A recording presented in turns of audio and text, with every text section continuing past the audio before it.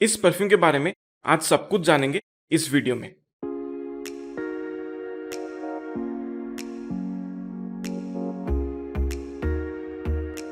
नमस्ते मेरे प्यारे ऑडियंस, मैं हूं मनस्कांत मिश्रा। आपका बहुत बहुत स्वागत है मेरे चैनल परफ्यूम एनालिटिक्स में। आशा करता हूं आपकी जिंदगी में सब कुशल मंगल है।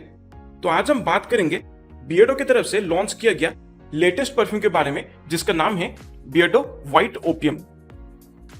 अब टेक्निकली देखा जाए तो ये परफ्यूम जो है बियर्डो ने हाल ही में ऑनलाइन इसको लॉन्च किया है, लेकिन ऑलमोस्ट 8 या 9 महीने पहले ये परफ्यूम पहले से ऑफलाइन स्टोर्स पे बियर्डो का लॉन्च हो चुका था। सो एज यूजुअल आज के वीडियो में हम बात करेंगे इस परफ्यूम का खुशबू कैसा है, ये परफॉर्म कैसा करता है, इसका इस्तेमाल कैसा होना चाहिए, सही परफॉर्मेंस पाने के लिए इससे स्प्रे रूटीन क्या फॉलो करना चाहिए, साथ ही साथ क्या ये किसी महंगे डिजाइनर या नीश परफ्यूम का क्लोन है, और इवन दाम के हिसाब से इसको खरीदना एक सही ऑप्शन होगा या नहीं। हर चीज के बारे में आज हम चर्चा करेंगे इस वीडियो में।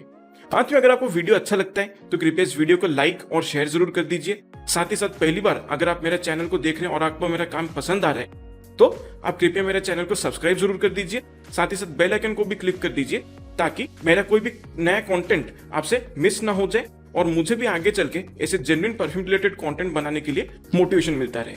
तो सबसे पहले मैं जल्दी से आपको इस परफ्यूम का थोड़ा सा प्रेजेंटेशन दिखा देता हूँ। सबसे पहले मैंने आज तक कभी भी किसी भी परफ्यूम का पैकेजिंग के बारे में बात नहीं किया है, लेकिन व्हाइट ओपियम परफ्यूम का जो पैकेजिंग है वो मुझे काफी अच्छा लगा है। बहुत ही अच्छा आर्टवर्क किया है उन्होंने, और इसका ऑदे परफा इंटेंस कॉन्सेंट्रेशन इन्होंने लिखा है। इसका मतलब इसमें टेक्निकली देखा जाए तो 20 से 25% तक का इसमें अरोमा केमिकल्स या एसेंशियल ऑयल्स का कॉन्सेंट्रेशन यूज किया गया है।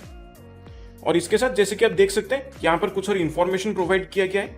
एकदम सॉलिड पैकेजिंग है पूरा इसका, और यहाँ पर भी कुछ और इंफॉर्मेशन प्रोवाइड किया गया है। और मेन चीज है कि यहाँ पर इसका जो पूरा खुशबू है, जो नोट स्ट्रक्चर है, वो यहाँ पर प्रोवाइड किया गया है।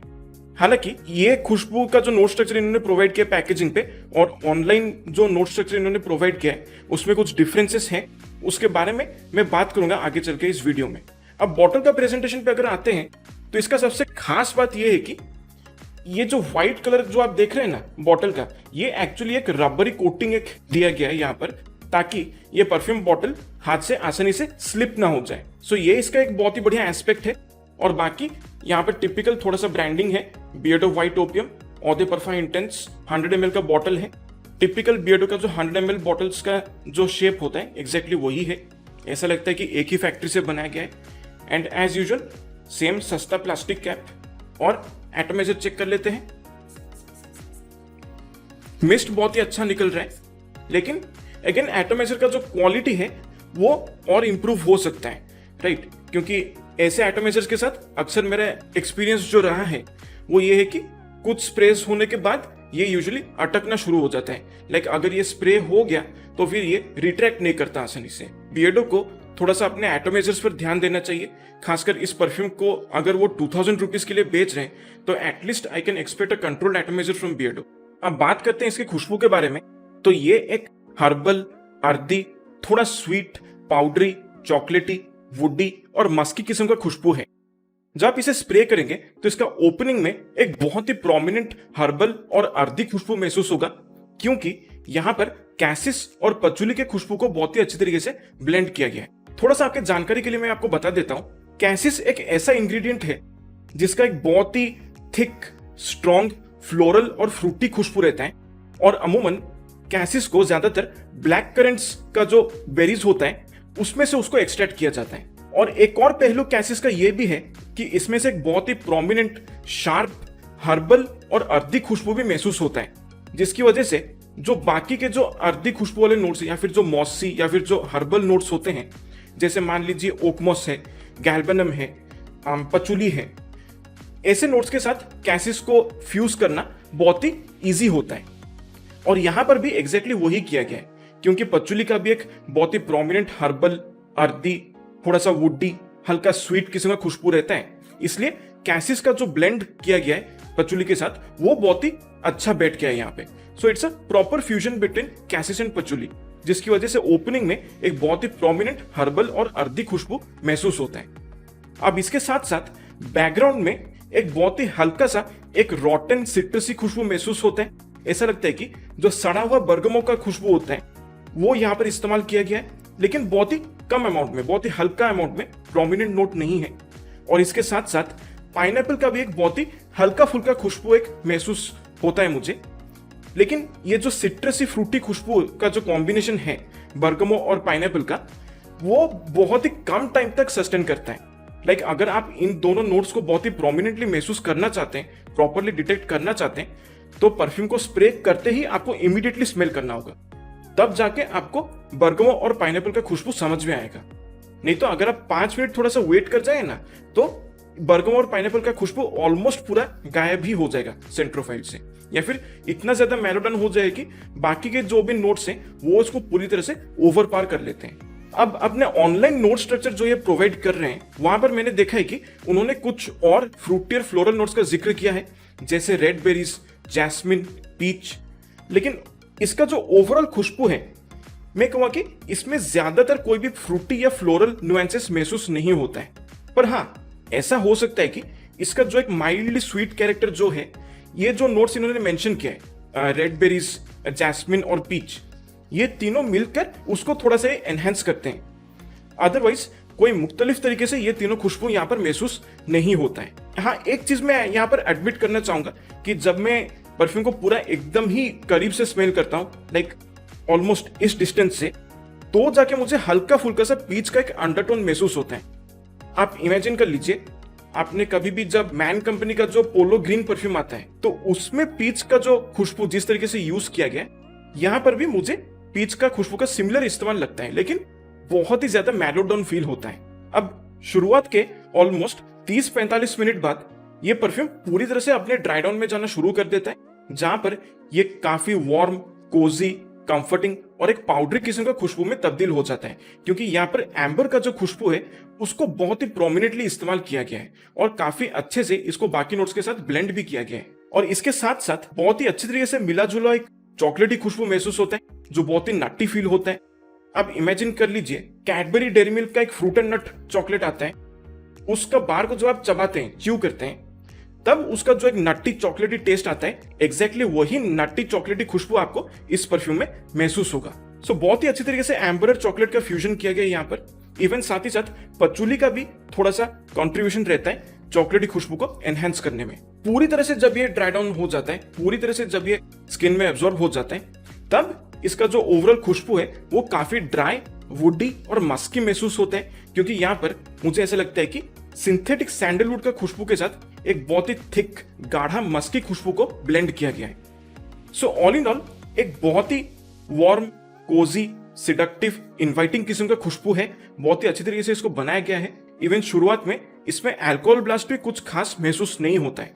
हल्का सा अल्कोहल ब्लास्ट जो कि टिपिकल है हर परफ्यूम के लिए, वो महसूस होता है। 3-4 सेकंड बाद वो अल्कोहल ब्लास्ट चला जाता है। थोड़ा सा स्मूथ खुशबू है। लेकिन हाँ, इस खुशबू का एक डाउनसाइड ये भी है, ज्यादा लेयर्स यहाँ पर महसूस नहीं होता है। ऐसा लगता है कि यहाँ पर ज्यादातर जो टॉप नोट्स है और बेस नोट्स है, मैं उन्हीं दोनों को महसूस कर रहा हूँ। मिड नोट्स में यहाँ पर ज्यादा फील नहीं कर रहा। और इवन मैंने शुरुआत में मैंने बोला था ना, पैकेजिंग पे एक डिस्क्रिप्शन लिखा गया है।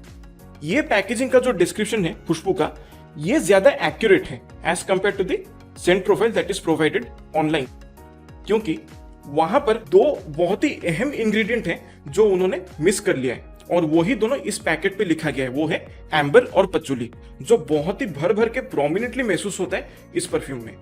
लेकिन अनफॉर्चुनेटली मुझे लगता है कि उन्होंने शायद ठीक से प्रूफ रीडिंग नहीं किया होगा, जिसकी वजह से ऐसा लगता है कि जो ऑनलाइन नोट्स इन्होंने प्रोवाइड किया है और जो पैकेज पे इन्होंने नोट्स प्रोवाइड किया है, उसमें डिस्पैरिटी है थोड़ा सा, लाइक स्पेशली मिड नोट्स को लेकर। सो ये है इसका खुशबू। इसके परफॉर्मेंस के बारे में अगर मैं बात करूं, तो इससे मुझे काफी अच्छा परफॉर्मेंस मिल जाता है। स्किनर कपड़ों पे मिला के इससे लगभग 7-7.5 घंटे का लॉन्जिविटी मिल जाता है। इसको अगर मैं ओवर स्प्रे कर देता हूं तो कभी कभार इसका लॉन्जिविटी एक्सटेंड होकर 8 या इवन 8.5 घंटे तक भी ये चला जाता है। और इसके साथ साथ प्रोजेक्शन की अगर बात किया जाए तो इसका बहुत ही मॉडरेट प्रोजेक्शन है। हवा में मैक्सिमम 2 से 2.5 फीट की दूरी तक ये परफ्यूम प्रोजेक्ट करता है। अगर आपने ओवर स्प्रे किया है तो थोड़ा सा 3 फीट की दूरी तक ये परफ्यूम प्रोजेक्ट कर सकता है। थोड़ा सा थिक खुशबू है, आसानी से हवा में घुलता मिलता नहीं है, इसलिए आपके चारों तरफ सेंट बबल बनाने के लिए ये थोड़ा सा वक्त लेता है। लेकिन शुरुआत के ऑलमोस्ट 1.25-1.5 घंटे बाद जब ये प्रोजेक्ट करना बंद करता है, तब ये थोड़ा सा क्लोज टू द स्किन आ जाता है और फिर एक बहुत ही वेल डिफाइंड सेंट बबल आपके चारों तरफ क्रिएट कर देता है। जब आप मूव करेंगे तो लोगों को ये खुशबू बिल्कुल अच्छी तरीके से पता चल सकता है। और इसके साथ साथ इसका एक बहुत ही डिसेंट सियाज है। अगर आप चलते हुए जाएंगे कम से कम मान लीजिए 2.5-3 फीट की दूरी से लोग इस खुशबू को बहुत ही आसानी से स्मेल कर सकते हैं। इसके इंस्टॉल के बारे में अगर बात किया जाए तो ये जो परफ्यूम है, इसका जैसा खुशबू है, ये ज्यादातर कोल्ड क्लाइमेट यानी कि ठंडे मौसम में इसको इंस्टॉल करना सही होगा। ज्यादातर बारिश के मौसम में या फिर सर्दी के मौसम में या फिर ऑटम सीजन में इसको इस्तेमाल करना बिल्कुल प्रॉपर होगा, प्रेफरेबल होगा। और इवन अर्ली स्प्रिंग जब थोड़ा सा ठंड फिर भी बरकरार रहता है, उस सीजन में भी आप इसको इस्तेमाल कर सकते हैं। ओकेजन्स की अगर बात किया जाए तो ज्यादातर डेट नाइट्स के लिए, कोजी रोमांटिक इवनिंग्स के लिए, या फिर अपने गर्लफ्रेंड या बीवी के साथ आप एक रोमांटिक डिनर डेट पे जाना चाहते हैं, या फिर कोई मैरिज पार्टी या वेडिंग रिसेप्शन अगर आप अटेंड कर रहे हैं, ऐसे ओकेजन्स के लिए ये परफ्यूम एक बहुत ही मुनासिब बजट फ्रेंडली ऑप्शन है। और मैं कहूँगा कि इस परफ्यूम में थोड़ा सा एक यूनिकनेस भी है। आप चाहे तो इसको एक सिग्नेचर सेंट के तरीके से भी इस्तेमाल कर सकते हैं। बस आपको ये थोड़ा सा ख्याल रखना होगा कि इस परफ्यूम को एंजॉय करने के लिए आपको अर्दी, हर्बल, चॉकलेटी, मस्की, वुडी किस्म का खुशबू पसंद आना चाहिए। अब इससे अच्छा परफॉर्मेंस पाने के लिए मैं आपको इसका थोड़ा सा स्प्रे रूटीन दिखा देता हूं। 1 2 3 4 5 6 7 8 9 10 11 12 13। सो 10 से 12 स्प्रे अगर आप करेंगे और कपड़ों पे अगर आप ज्यादा स्प्रे करेंगे तो इस परफ्यूम से मिल जाएगा आपको सही परफॉर्मेंस। अब इसके कंपैरिजन के बारे में अगर बात किया जाए तो मुझे लगता है कि मल्टीपल परफ्यूम से ये इंस्पायर्ड है। जब मैं इसको स्प्रे करता हूं तो इसका ओपनिंग में जिस तरीके से जो एक रॉटन बर्गामोट का जो खुशबू एक महसूस होता है, साथ ही साथ पाइनएप्पल का एक फ्रूटी अंडरटोन महसूस होता है, तो उसकी वजह से मुझे ऐसा लगता है कि शुरुआत में ये थोड़ा सा Armaf club de nuit intense man EDT जैसा फील होता है, लेकिन उसके बाद जैसे ये परफ्यूम और डेवलप करता है तब ये पूरी तरह से एक डिफरेंट डायरेक्शन में चला जाता है। फिर ये एक बहुत ही पॉपुलर डिजाइनर परफ्यूम के बारे में याद दिलाता है जो है पाको रबाने इनविक्टस विक्ट्री। और इसके साथ साथ यहाँ पर जिस तरीके से चॉकलेटी, वुडी, मस्की नोट्स को ब्लेंड किया गया है इस खुशबू में, मुझे ये एक और परफ्यूम के बारे में याद दिलाता है जो है एक्स डार्क टेम्पटेशन। अब इतना सारा डिस्कशन होने के बाद आखिरकार इसका नतीजा क्या निकलता है? देखिए, सबसे पहले इसके दाम के बारे में अगर बात किया जाए तो यहाँ पर इसका जो रिटेल प्राइस है वो लिखा गया है जो कि ऑलमोस्ट 1999 यानी कि 2000 रुपए का है। और यही प्राइस पे आपको बियर्डो का वेबसाइट पे ये परफ्यूम आपको मिल जाएगा। लेकिन सेम बॉटल आपको अमेजोन पे ऑलमोस्ट 1000 से 1200 रुपए के अंदर आसानी से मिल सकता है।